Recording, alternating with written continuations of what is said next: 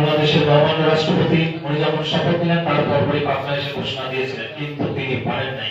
এই ব্যর্থতা ওনার কিনা আমরা জানি না, তবে পাবনার একটি রাজনৈতিক মহলে দুর্বিসন্ধি ছিল, অসহযোগিতা ছিল এবং জনবিরোধী ভূমিকা ছিল।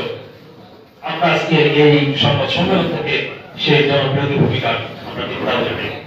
এক সময় উত্তরবঙ্গের প্রবেশদ্বার খ্যাত এই পাবনা জেলা দীর্ঘদিন ধরে বিভিন্নভাবে শুধু উন্নয়ন বৈষম্যই নয়, সকল ক্ষেত্রে বৈষম্যের শিকার হয়েছে। অথচ রাজধানী ঢাকা শহরের সবচেয়ে নিকটবর্তী উত্তরবঙ্গের জেলাটিই হলো পাবনা।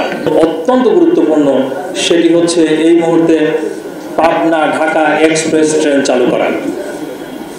দ্বিতীয় গুরুত্বপূর্ণ বিষয়টি হলো কাজিরহাটের যে ফেরিঘাট, আমরা দেখতে পাচ্ছি এই ফেরিতে আমাদের এখন সময় লাগে যাইতে 1 ঘন্টা 40 মিনিট আর আসতে 2 ঘন্টা। দীর্ঘ পথ আমাদের পানির মধ্যে থাকতে হয়। এই পথটা যদি আমরা আধা ঘন্টায় আনতে পারি তাহলে পাবনার মানুষ মাত্র 2.5 থেকে 3 ঘন্টার মধ্যে ঢাকায় যাবে, আবার ফিরে আসবে। এই ফেরিঘাটটি কাজিরহাট থেকে আরো 14 কিলোমিটার ঘাটিতে নিয়ে খয়েরচরে যদি স্থাপন করা যায় তাহলে পাবনার মানুষ উপকৃত হবে। পাশাপাশি পাবনা পৌরশহরে প্রত্যেকটা অলিগলি এত জীর্ণশীর্ণ অবস্থা, এই জায়গাতে মানুষের হাঁটা চলার মতো অবস্থা নাই। এই শহরকে মানুষের বাসযোগ্য করতে হলে বিশেষ গুরুত্ব দিয়ে এই যোগাযোগ ব্যবস্থার দিকে তাকাতে হবে।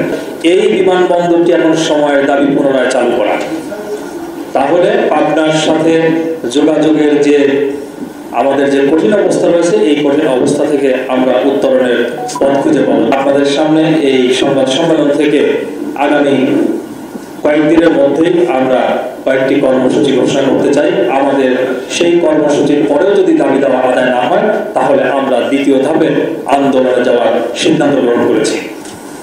সম্মানিত সাংবাদিকবৃন্দ, আমাদের প্রথম কর্মসূচি হবে পাবনা ঢাকা সরাসরি এক্সপ্রেস ট্রেন চালু এবং ফেরিঘাট খয়েরচরে স্থানান্তরের দাবিতে আগামী 13 তারিখ বেলা 10টা 30 মিনিট, আগামী 13 জুলাই বেলা 10টা 30 মিনিট পাবনা শহরের শহীদ চত্বরে মানববন্ধন অনুষ্ঠিত হবে। এরপর আমরা কয়েকদিন বিরতির পরে আমাদের সময়টা আমরা মন্ত্রণালয়কে দিতে চাই, সরকারকে দিতে চাই যে আমাদের কথাটা ওনারা বুঝুন, অনুধাবন করুন। যদি সেটা সম্ভব না হয় তাহলে আমরা আগামী 25 জুলাই থেকে 30 জুলাই 5 দিনের গোটা পাবনা জেলাব্যাপী গণস্বাক্ষর কর্মসূচি গ্রহণ করব। এর পরবর্তী 2টি কর্মসূচির পরেও যদি আমরা আমাদের দাবি আদায় করতে না পারি অথবা আমাদের কষ্টের কথাটি যদি আমরা তাদেরকে বোঝাইতে সক্ষম না হই তাহলে পরবর্তী আমরা আলোচনা সাপেক্ষে আরো কর্মসূচি গ্রহণ করব এবং সেই কর্মসূচি অবশ্যই শুধু পাবনার মধ্যে সীমাবদ্ধ থাকবে না, প্রত্যেকটি দপ্তরে দপ্তরে ঢাকা